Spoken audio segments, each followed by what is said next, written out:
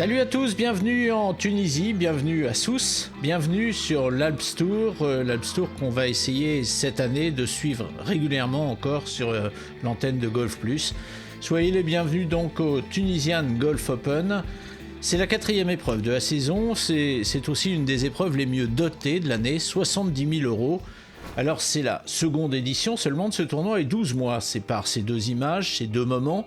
12 mois calendaire depuis la victoire de Josh Lucret, ici à El Kantaoui en 2015, mais 12 mois surtout de gamberge permanente pour ceux qui avaient l'an dernier porté ce tournoi sur les fonds baptismaux et qui se sont donc mis en devoir de résoudre le problème suivant, comment encore améliorer une manifestation qui, dès sa première édition, a connu un succès d'estime important.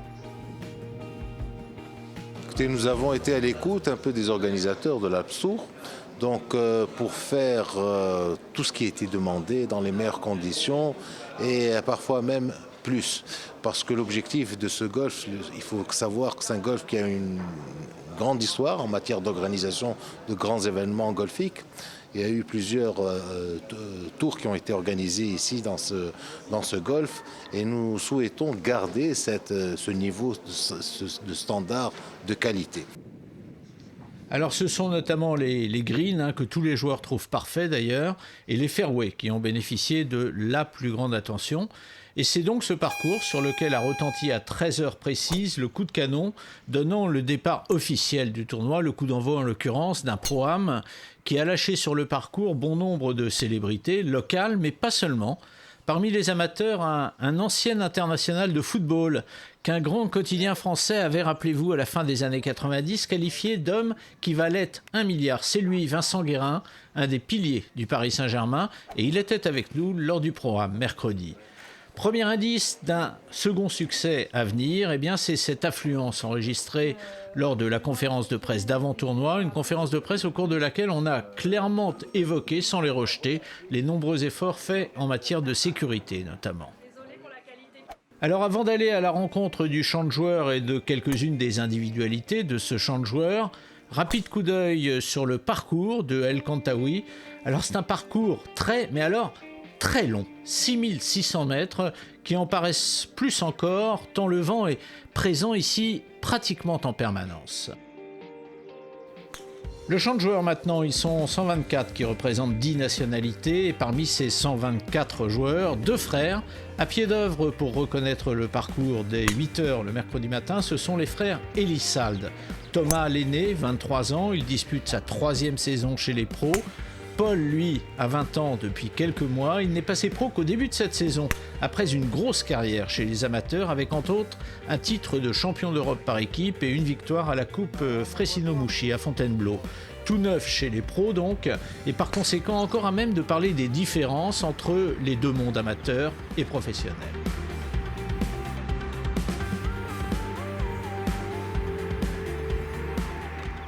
Il y a le niveau des meilleurs joueurs. En Égypte, par exemple, les tournois se sont gagnés beaucoup plus bas qu'en amateur.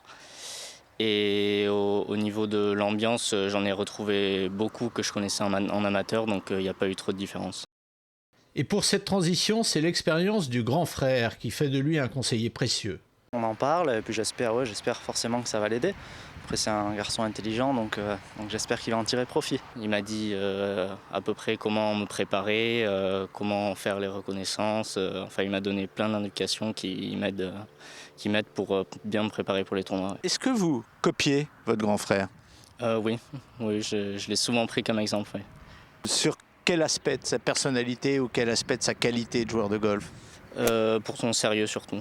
Il fait les choses bien, je trouve, au niveau de la récupération, de l'entraînement. Il y a beaucoup de choses sur lesquelles je le copie. Sur le golf, on est égal à égal forcément. Et après en dehors, je reste le grand et il reste le petit. Est-ce que de temps en temps, il tente un peu de prendre le dessus ? Parce qu'on sait, les jeunes aujourd'hui, ils respectent plus rien. Non, non, il tente pas de prendre le dessus, ça va. Pour l'instant, je suis tranquille. La promiscuité, elle est salutaire évidemment, mais elle peut parfois avoir des aspects pesants pour l'un et pour l'autre. Ça met quand même pas de la pression, mais on veut qu'il joue bien, donc c'est pas forcément évident à gérer non plus. Donc il y a des bons et il y a des moins bons côtés. C'est vrai que parfois c'est un peu trop, vu que même en dehors des tournois on est tout le temps ensemble, mais c'est quand même très sympa de vivre avec lui. On va profiter du fait qu'il n'est pas là pour vous poser la question, lequel est le meilleur des deux? Là, je peux pas répondre à cette question. C'est difficile à dire, je peux pas répondre. Ils se combattent sur le terrain, ils s'engueulent parfois dans la coulisse, mais au bout du compte, il y a cette phrase, non contrôlée, qui s'échappe de la bouche du plus jeune en forme de confidence. Oui, je suis content d'être son frère. Le premier tour maintenant, il nous a permis de mettre deux visages sur deux noms et de raconter succinctement l'histoire de deux joueurs, celle de Amaury Roset, deuxième d'un tournoi pour la première fois à l'âge de 33 ans, à un coup du leader Matt Wallace. J'ai fait 9 trous assez timides, les putts rentraient pas vraiment, et puis à partir du 10, un putt qui est rentré, de 4 mètres, puis le deuxième à 4 mètres sur le 11, et l'eagle au 15, pareil, en dehors du green. Bon, et de là, voilà, et puis le putt du 17, magique. Le fond de jeu, il est là, je tape très bien mes fers, je drive plutôt bien, donc pourvu que ça dure. Et ces coups de golf qui fonctionnent bien, eh bien, ce sont autant de raisons pour Amaury de se dire que finalement, il a eu raison de s'investir dans ce métier il y a 2 ans seulement. J'ai fait de longues études, master 2 chimie fine. Puis bon, sorti de mes études, je me suis dit bon, la chimie en fait c'est pas trop mon truc. Ma passion c'est le golf, donc essaye de travailler là-dedans. Donc au départ j'ai travaillé dans des magasins, je jouais au golf bien sûr en même temps, au golf d'Aix-en-Provence, où je jouais en équipe 1. Et vu que je jouais pas trop mal, je me suis dit bon pourquoi pas aller passer les cartes de l'Alps Tour, parce que bon, je sentais que j'avais le niveau. J'ai eu mes cartes la première année, et puis de là je suis parti. C'est ma 3e saison pleine.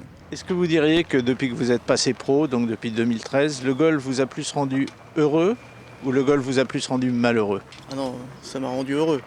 J'ai la chance de pouvoir faire vraiment ce que j'aime, très heureux de faire ce que je fais et que j'espère le faire le plus longtemps possible encore. Autrement vu, lors de ce premier tour, Victor Pérez, 23 ans, lui termine à 2 coups du leader.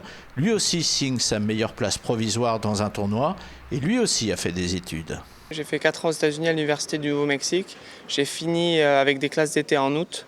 Et donc j'ai essayé de faire les PQ circuit européen que j'ai raté. Et je suis allé au quart du Alps Tour en décembre en Espagne, où j'ai fini second. Et donc j'ai eu mon droit d'accès pour cette année. Et voilà, le début de la vie professionnelle avec ses hauts et ses bas. Mais je suis plutôt content de ma journée aujourd'hui. L'ancien étudiant en biochimie puis en psychologie, ce qui n'a rien à voir, figure donc ce soir dans le paquet de tête. Tout comme Amaury Roset, l'un et l'autre sont les porte-étendards d'un Alps Tour qui se souhaite avant tout révélateur de talent. La seconde édition du Tunisian Golf Open est donc bel et bien lancée, avec un grand absent qui l'an dernier était ici parmi nous, Jacques Audemars. Jackie, un des arbitres français les plus populaires. Jackie est mort il y a exactement 2 mois lors de la dernière épreuve de l'Alps Tour en Égypte. Les joueurs lui ont rendu hommage aujourd'hui.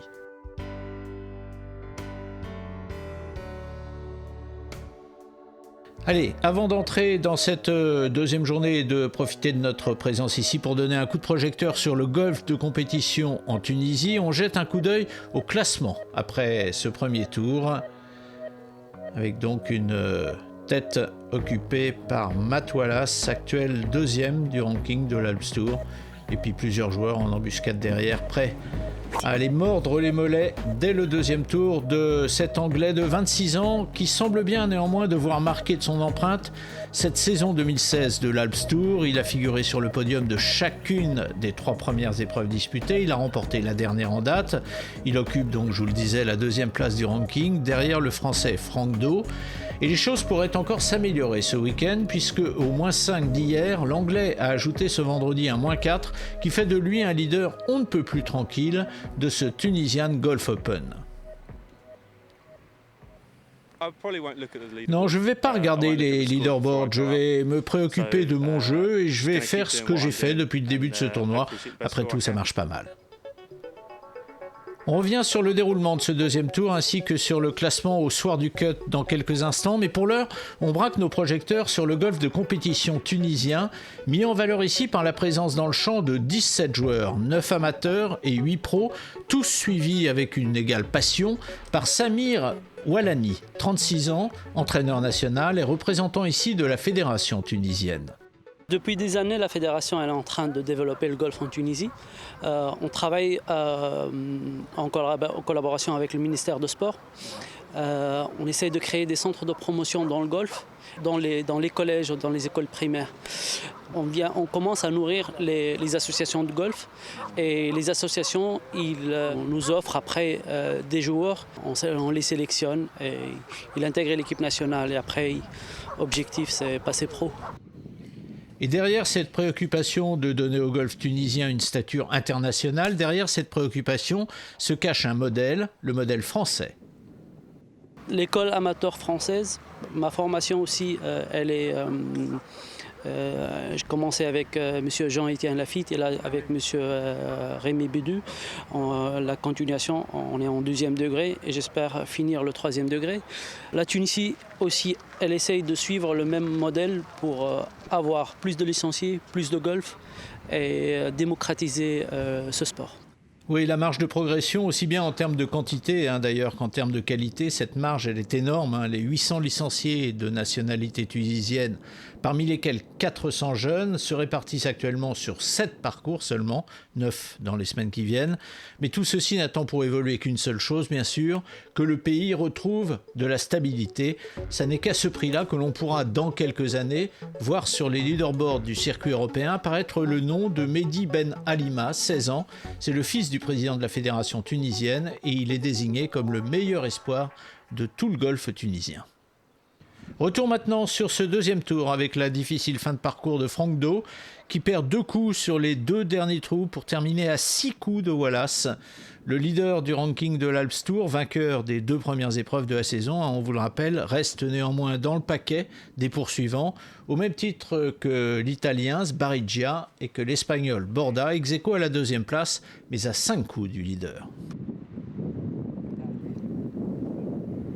Enfin, signalons que cette 2e journée, elle aussi disputée dans des conditions venteuses, cette journée a permis à plusieurs joueurs français de revenir dans la bagarre. C'est le cas de Nicolas Périchou, qui partage avec Wallace la meilleure carte de la journée, -4. C'est le cas d'Antoine Schwartz aussi, qui joue -3 aujourd'hui. Et c'est le cas enfin de Léonard Bem, qui joue -2. Tous sont unis bien sûr dans le même objectif de faire obstacle à une seconde victoire consécutive de Matt Wallace. Le cut au soir de ce 2e tour s'est finalement établi à +1 et ils seront 41 à jouer ce week-end. Voilà le classement avec cette domination de Matt Wallace, mais pour l'instant ils sont plusieurs à pouvoir encore prétendre remonter sur le joueur anglais, mais il va aussi falloir compter sur une baisse de son niveau de jeu. J'en ai bien peur et on va bientôt entrer dans ce 3e tour. Alors avant d'entrer justement dans le vif du sujet, une rencontre avec les enfants qui sont venus ce samedi découvrir le golf. C'est la suite de la volonté de ce pays de développer la pratique de ce sport dans les écoles. Et c'est l'occasion pour nous de toucher du doigt l'enthousiasme qui toute la journée a accompagné cette découverte. Un enthousiasme dû en partie à la très grande bienveillance des joueurs pros qui ont participé à l'opération.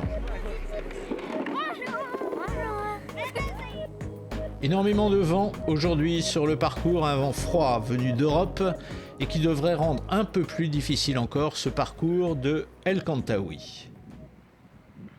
Et on entre dans le jeu avec une petite leçon de golf signée du français Jean-Pierre Vercelin dès le début de la journée. Approche au fer neuf qui trouve un bout de green.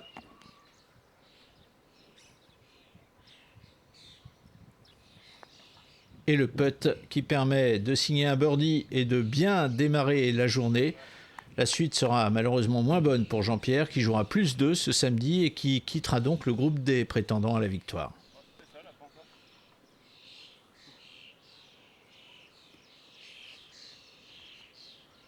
Autre homme qui a démarré fort sa journée mais qui là est en difficulté sur le trou numéro 7, c'est Fabien Marty. Vous voyez qu'il y a un très long putt pour le par sur ce par 4. Magnifique. C'est un peu une constante du jeu de Fabien Marty, on en parlera avec lui tout à l'heure. C'est un peu une constante, le fait qu'il putte bien depuis le début. Franck Do sur le trou numéro 1, 2e coup sur ce par 4.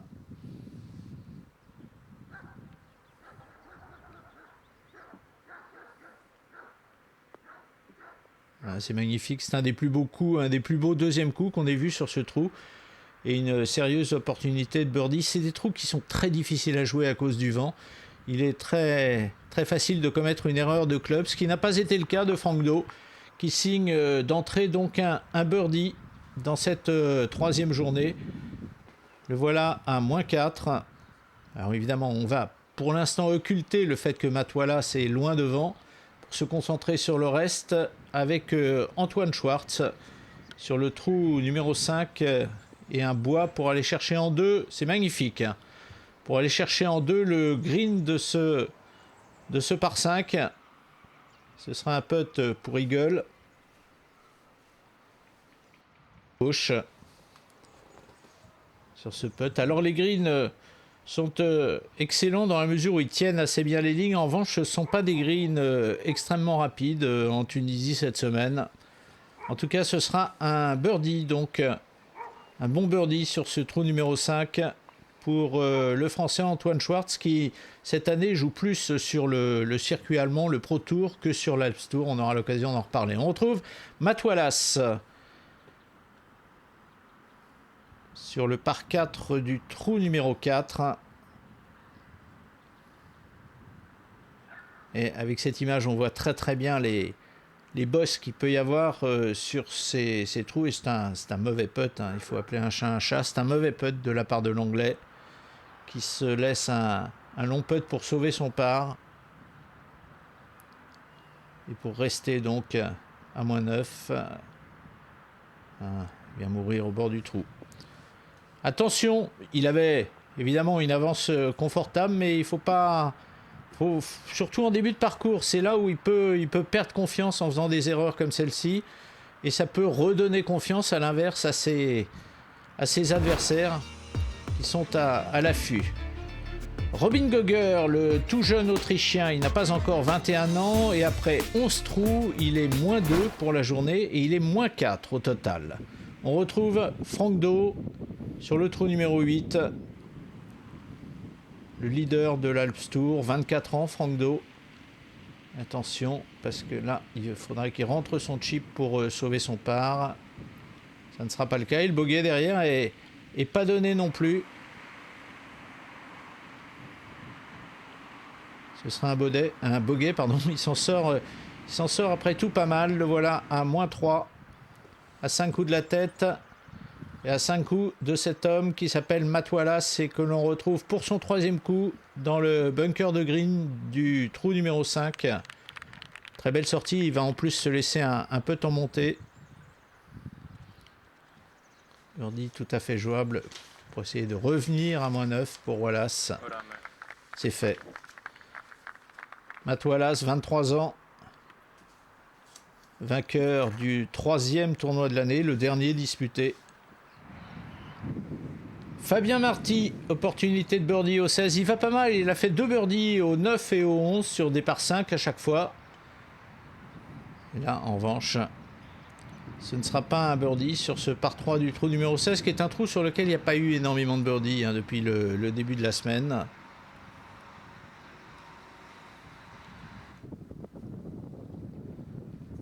Wallace, deuxième coup sur le par 4 du trou numéro 7. Avec un drive qui a trouvé le fairway. Très grande régularité de l'Anglais tout au long de ce tournoi depuis le début. Les coups de fer parfois sont moins précis. On vient d'en avoir l'illustration. Troisième coup, il a choisi de prendre, vous voyez, sur la deuxième tonte d'avant-green, il a choisi de prendre le putter.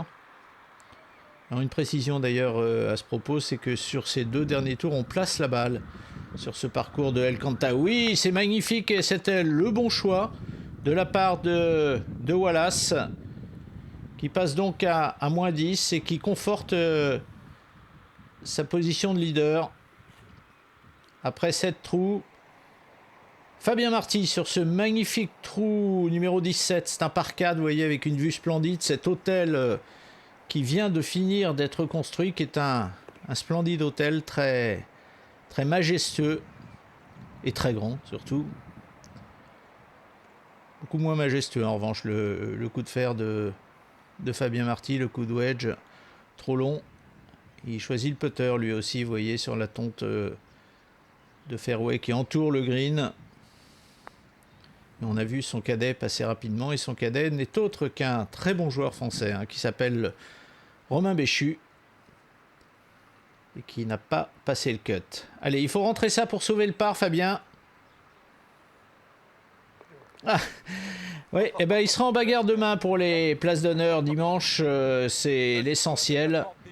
Et c'est pas mal déjà pour un garçon qu'on voit plus tellement souvent dans les tournois là cette année. J'ai pas moins joué parce que je jouais quand même beaucoup. J'étais parti dans une optique un peu plus financière à faire plus de programmes, donc forcément moins de tournois, mais j'avais le fond de jeu qui était là. Et justement, grâce à ces quelques années de programme, j'ai réussi à retrouver un peu de financement et des gens qui croient en moi pour m'aider à repartir jouer. Donc voilà, c'est ce que je fais au jour d'aujourd'hui. Le jeune Autrichien Robin Gogger, il est tout jeune, il n'a pas encore 21 ans, il joue bien depuis le début du tournoi, vous le voyez, il est au départ du 16 à -5 sur ce par 3. C'est sa deuxième saison sur l'Alps Tour. Et là, il n'a pas réussi à prendre le green de ce par 3. Beaucoup de vent très gênant sur ce trou numéro 16, et c'est magnifique!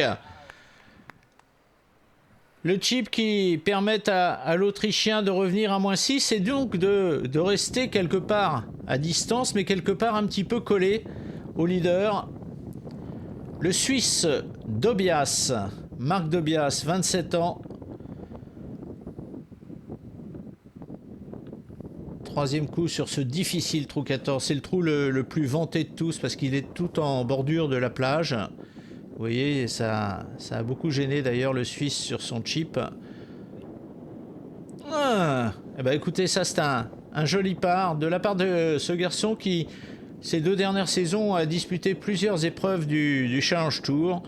Lui aussi est là, un petit peu à distance, mais il est là, à -3, on l'a vu, alors que l'on retrouve l'Autrichien Gogger, deuxième coup sur le par 4 du 17.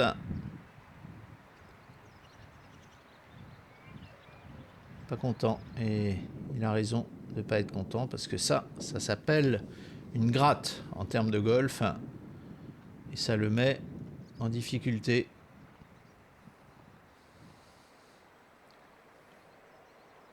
Il va avoir ce putt en descente pour sauver son par. Putt plutôt gauche-droite. Ça va rester à côté. Ce sera un bogey pour Gogger, qui va le faire redescendre à -5. Voilà qui est fait.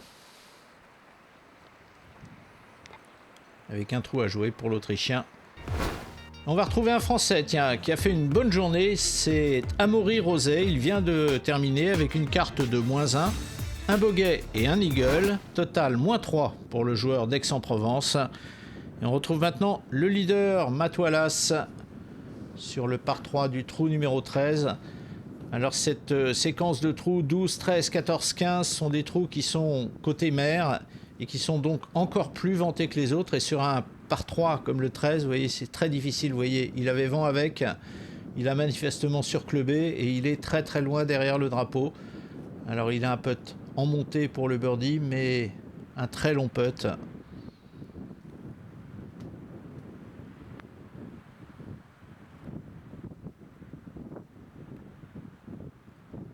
Ouais.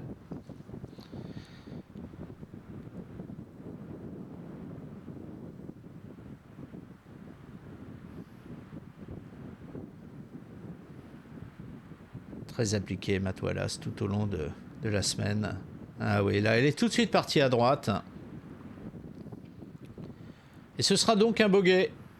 Bon, il est encore largement et confortablement installé en tête, à -9.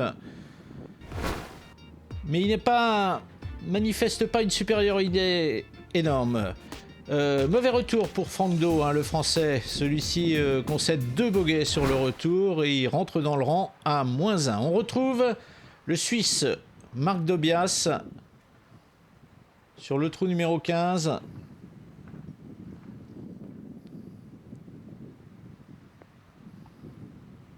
par 5 qui va chercher un bout de green en 2 avec un fer 3 dans les mains. Et ce sera donc un putt pour Eagle. C'est un green qui est en distance pas forcément difficile à prendre, mais qui est très, très protégé. Par exemple, toute la partie gauche du green est protégée par des bunkers. Et ça, c'est un putt un petit peu trop généreusement attaqué. Regardez, on voit bien le vent sur le pantalon. En tout cas, c'est un joli birdie parce que il s'était mis en difficulté, Dobias, sur son premier putt. C'est par conséquent un joli birdie. David Borda, l'Espagnol, parcours un peu atypique pour cet Espagnol qui n'est plus un tout jeune garçon, puisqu'il a 30 ans. Il aura 30 ans à la fin de l'année, du moins. Mais surtout, ce qui fait sa particularité à Borda, eh bien, c'est qu'il a joué ses dernières saisons en Amérique du Sud, sur des circuits sud-américains. Et l'homme qui partage sa partie, donc sur ce trou numéro 14, donc le leader, Matt Wallace, à -9 maintenant, deuxième coup, avec un green difficile, qui est collé à la plage à gauche, très venté, vous voyez, derrière les grillages, c'est la mer, on la voit. Il est derrière le panneau publicitaire. Le panneau publicitaire obstruction, vous voyez, amovible. Donc il a droit à un free drop, bien sûr, ou alors il a droit de déplacer l'obstruction. C'est ce qu'il a choisi de faire. C'est un très très mauvais chip, là, en revanche. Très mauvais chip, et le voilà avec en grosse difficulté. Troisième coup pour Borda. Aucun des deux joueurs n'étant deux sur le green, vous voyez.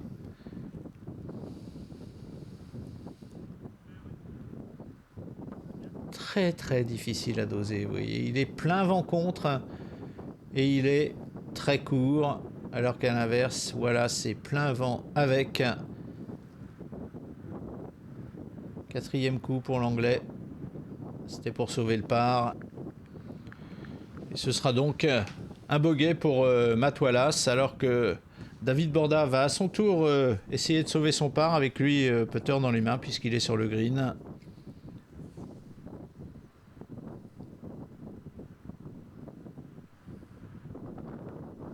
Ça aurait mérité de rentrer. C'est un très bon putt de la part de l'Espagnol, mais ça fera un bogey. Bogey pour Borda dans cette dernière partie. Et tout de suite, ça va être un bogey également pour Matt Wallace. Les deux hommes de la dernière partie qui rétrogradent tous les deux d'un cran. Et on va les retrouver maintenant sur le trou suivant. Ce fameux par 5 du trou numéro 15. Avec vent dans le dos, deuxième coup pour l'Espagnol Borda. Il avait un fer dans les mains. Le vent porte vraiment et les emmène vers le drapeau. C'est magnifique et ce sera une très très sérieuse possibilité d'eagle pour David Borda.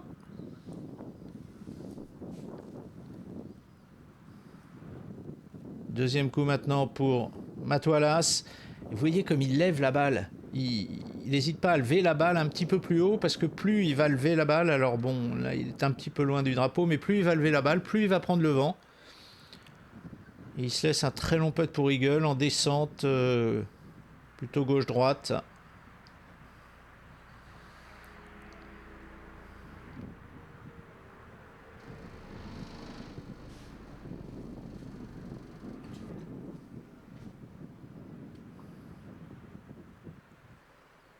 Ça, c'est une occasion sérieuse pour Borda de se rapprocher de son coéquipier. Et bien sûr, il ne la laisse pas passer, cette occasion.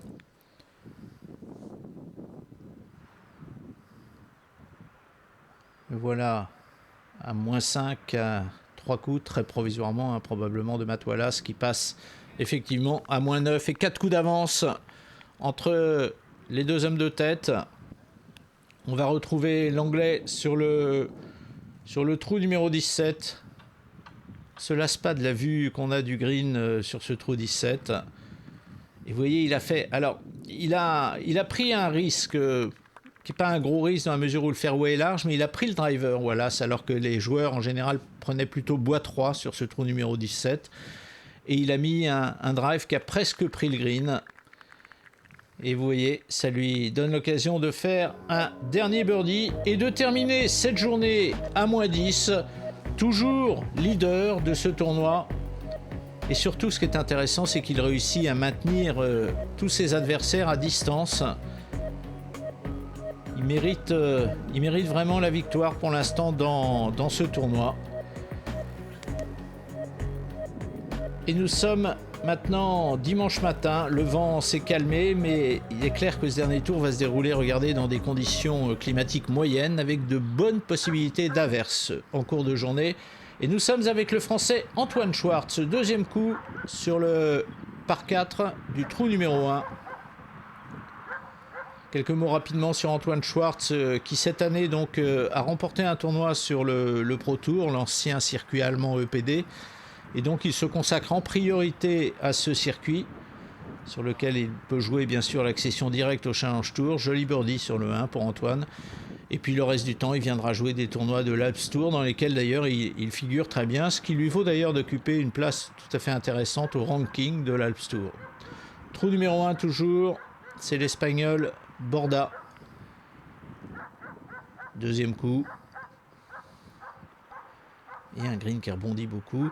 Et vous voyez comme il avait le vent avec, et c'est difficile d'arriver à arrêter la balle quand on a un vent aussi fort dans le dos. Une occasion de passer à -6 maintenant pour l'Espagnol.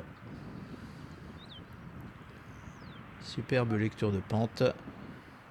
Le voilà à -6. Un beau bébé, hein, un gars costaud. Qu'on voit des grosses balles. Oh là, ce deuxième coup de Fabien Marty sur le 4. Alors ça s'appelle un gros hook. Vous voyez, il est à peu près à 30 mètres à gauche du green.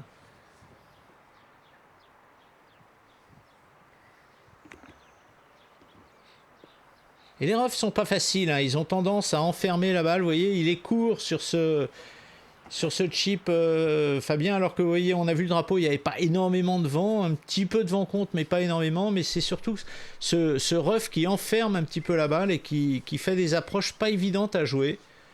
Il va devoir rentrer ça pour sauver son par, Fabien Marty.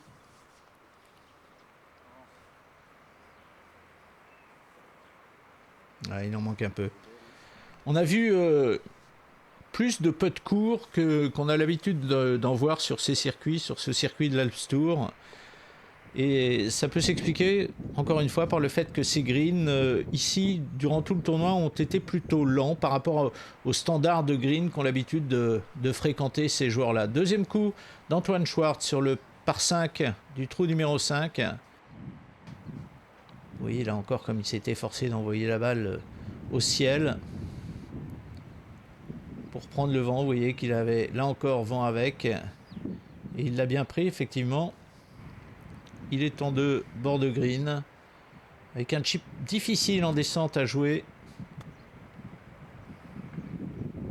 Il a joué, vous voyez, très coupé, très extérieur intérieur pour ceux qui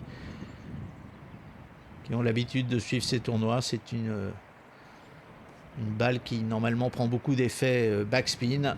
Et c'est une possibilité donc de birdie qui rentre.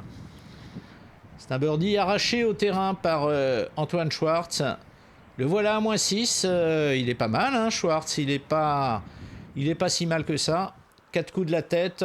À 4 coups de cet homme que l'on retrouve sur le par 3 du trou numéro 3, Matt Wallace.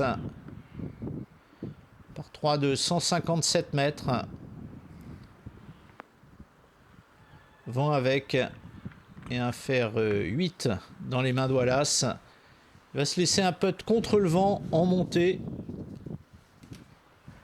Alors il était dans le par hein, depuis le début de la journée, vous l'avez deviné, qu'il avait terminé la troisième journée à -10. Et c'est une opportunité là de passer à -11. Ouf, elle est venue mourir dans le trou, mais très belle lecture de pente. Hein. Le petit droite-gauche de la fin. Ça lui avait pas échappé à l'anglais. Ah, gros problème hein, pour Antoine Schwartz. Sur ce par 3 du 8, eh bien, il a mis sa balle dans l'eau. Il a dû dropper et jouer au-dessus de cet arbre que vous voyez derrière lui. Donc il a eu un chip très court et ce sera un double bogey pour Antoine Schwartz qui rentre dans le rang à -4 alors qu'il avait fait 2 birdies depuis le début. Il s'était rapproché du leader. Tout est à refaire.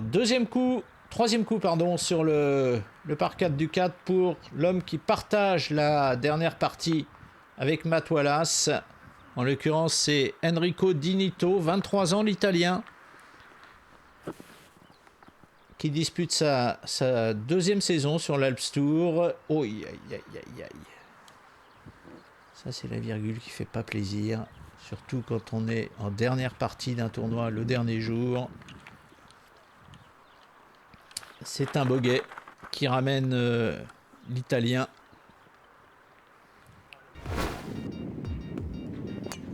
À -4. Xavier Poncelet, il était parti très loin devant et il vient d'en terminer, donc avec une carte de -1 et -1 au total. Il finira ex aequo à la 16e place du tournoi. On retrouve l'Espagnol Borda qui putt pour le par sur le par 4 du trou numéro 6. Il putt pour le par parce qu'il a dû recentrer un drive qui s'était égaré légèrement sur la gauche. Il a dû recentrer. Il a pris le green en 3 et ce sera un bogey donc pour l'Espagnol. Pour l'instant, on ne peut pas dire que les scores soient excellents depuis le début de ce dernier tour. Di Nitto, deuxième coup sur le par 5 du 5. Alors on avait l'impression que les arbres le gênaient, mais c'était pas du tout le cas parce que c'est la perspective qui dit ça. Il était quand même assez éloigné, mais n'empêche qu'il a quand même pas pu aller chercher ce green en 2.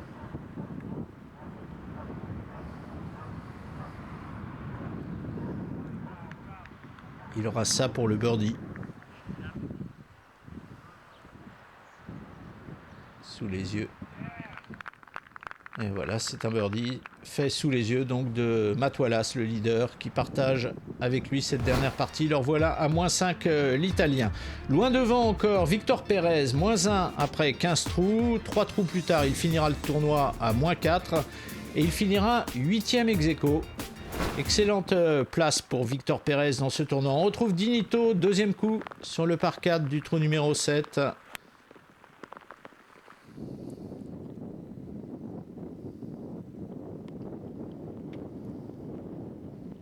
Ça aurait bien pu faire eagle, ça. Magnifique attaque de green de la part de Di Nitto.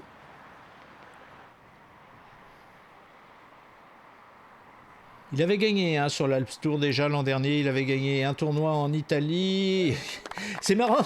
Regardez, il n'y croyait pas. Il était persuadé qu'elle allait rester au-dessus. Eh bien, elle est rentrée et il en est le premier surpris. Le voici à -6. Mais toujours à 5 coups, malheureusement. Enfin, rien n'est fait, il reste 13 trous à jouer. Quelques nouvelles de la partie 19. Après 14 trous, Fabien Marty et son partenaire, le Suisse Marc Dobias, eh bien, ils sont sur les mêmes bases de score l'un et l'autre. Tous deux sont -1 pour la journée et tous deux sont maintenant à -5 pour le tournoi. David Borda, deuxième coup sur le par 5 du trou numéro 11.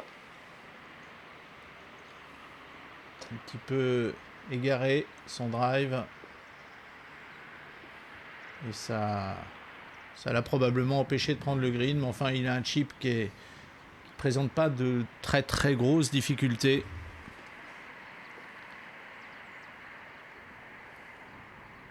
Et il aura ça donc pour le birdie et pour passer à -6, c'est-à-dire pour rejoindre Di Nitto à la deuxième place du classement. Voilà, c'est fait. Le voilà à -6 et à 5 coups donc du leader Matt Wallace que l'on va retrouver maintenant sur le par 4 du trou numéro 12. Ce trou qui va en direction de la mer. Un drive complètement lâché à droite pour Matt Wallace.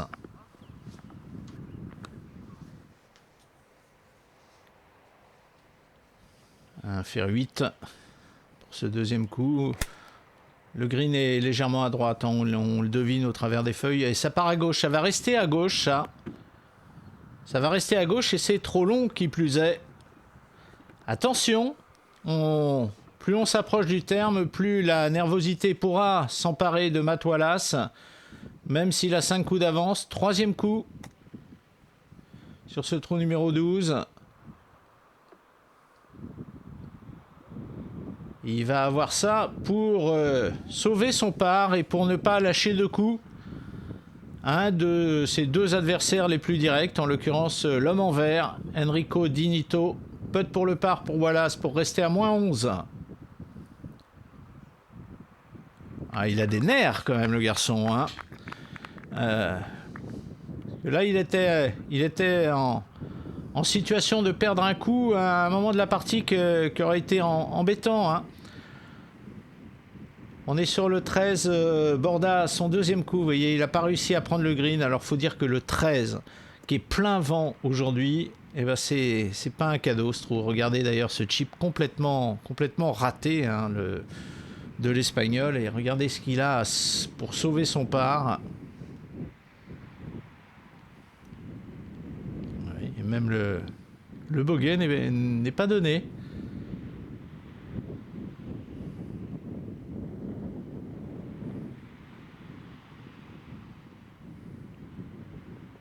Voilà, il sort de ce green à moins 5 quand même, il a limité la casse. Ah, cet homme, il avait été un des héros de la première journée, c'est la fin de tournoi pour Amaury Roset, qui signe à Sousse le premier top 10 de sa carrière, bravo Amaury. Il finit 8e ex aequo. On retrouve Di Nitto sur le trou numéro 13, le par 3, 153 mètres.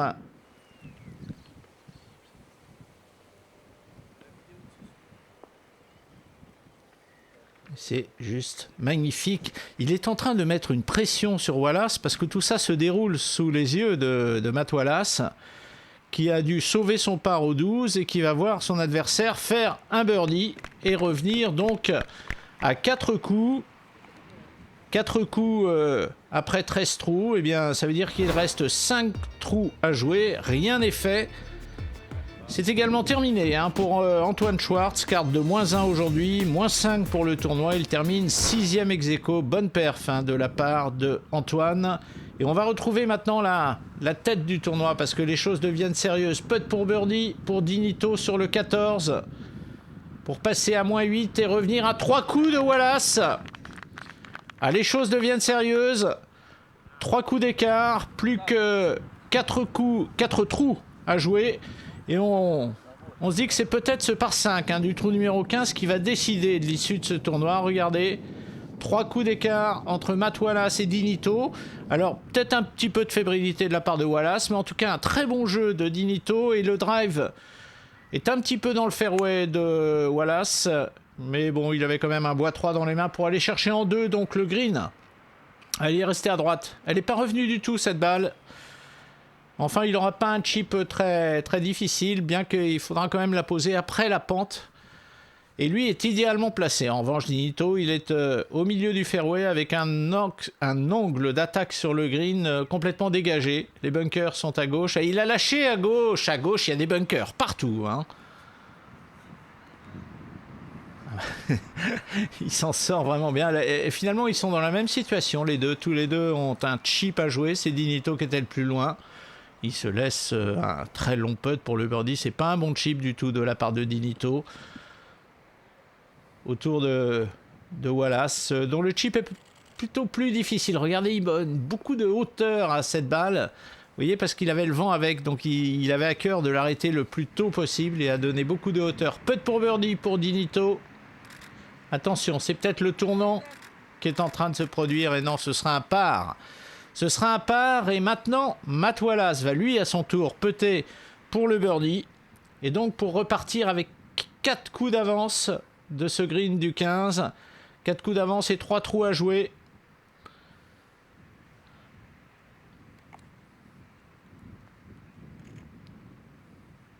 Eh oui.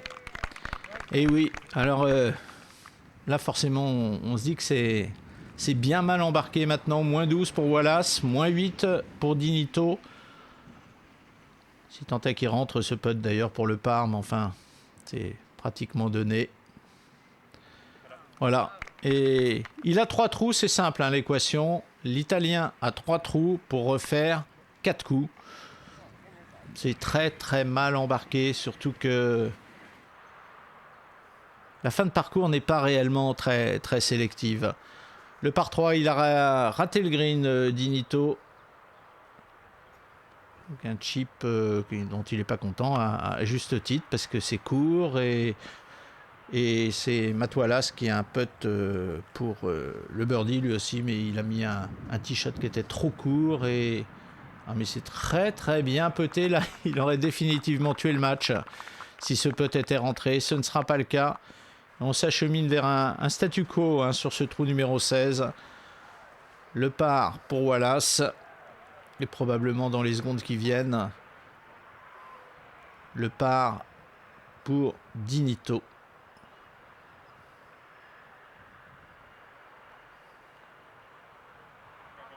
Voilà. Moins 8, moins 12, toujours 4 coups, plus que 2 trous à jouer. On retrouve Fabien Marty qui lui est sur le dernier trou, sur le 18, dans le bunker de green. Une jolie sortie, mais il se laisse encore un putt respectable pour le par. Et en revanche, c'est un putt pour birdie pour Marc Dobias. Pour passer à moins 6.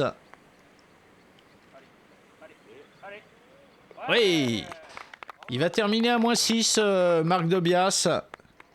Il aura fait un bon tournoi. Et Fabien Marty, lui, va putter pour le par et pour rester à moins 6. Regardez l'homme qui cadayait Dobias, c'était le Français Baptiste Chapellan.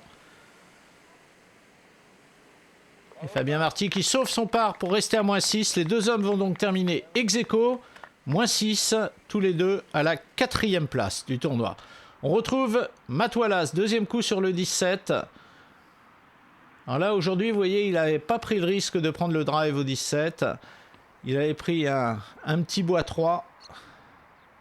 C'est une approche... c'est pas extraordinaire quand même, Il était avec un wedge dans les mains. Deuxième coup pour Dinito.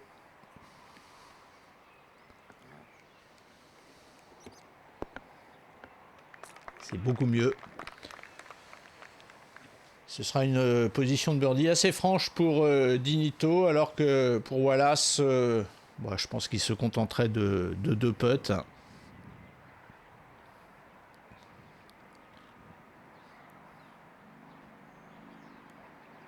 Et il n'en prend qu'un. Il a eu la baraka avec lui toute la semaine, Matt Wallace. Il a pratiqué un golf sérieux. Mais il a aussi eu la baraka, la chance. Parce que ce putt-là, c'est quand même un très très long putt. Putt pour birdie, pour Dinito, pour revenir à 4 coups. Ouais, c'est dedans aussi. Birdie pour chacun des deux hommes de tête.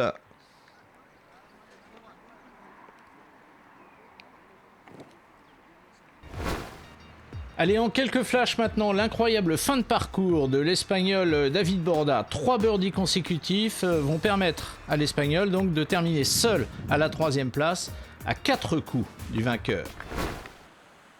Et donc ça veut dire que Dinito va devoir assurer le 18 s'il veut finir seul deuxième. Deuxième coup, son drive était parfait. Une balle qui monte au ciel pour qu'elle reste sur le green sans bouger. 2 putts, ce sera le par et ça suffira à lui assurer sa 2e place. Wallace drive pas loin d'un arbre, enfin il va pas être gêné pour jouer. Et puis c'est vrai que quand on a 4 coups d'avance, souvent c'est plus facile, quoi. Voilà, c'est pas un excellent coup, mais en même temps il est sur le green. 2 putts, 3 putts, 4 putts même, il gagnerait le tournoi. Et le public apprécie, public de connaisseurs ici à El Kantaoui durant toute la semaine.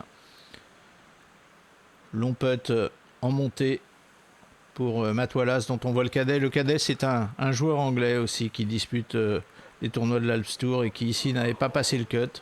On a vu plusieurs joueurs pros qui n'ont pas passé le cut, cadayer leurs copains, c'est très sympa. Romain Béchu, Baptiste Chapellan et d'autres. Putt pour birdie pour Dinito. Ah, c'est pas mal ça. C'est pas mal du tout. C'est pas mal du tout et ça va lui permettre de terminer à moins 10. Il est revenu donc à 3 coups de Matt Wallace qui va maintenant putter pour la victoire. Dinito est assuré de terminer seul à la 2e place.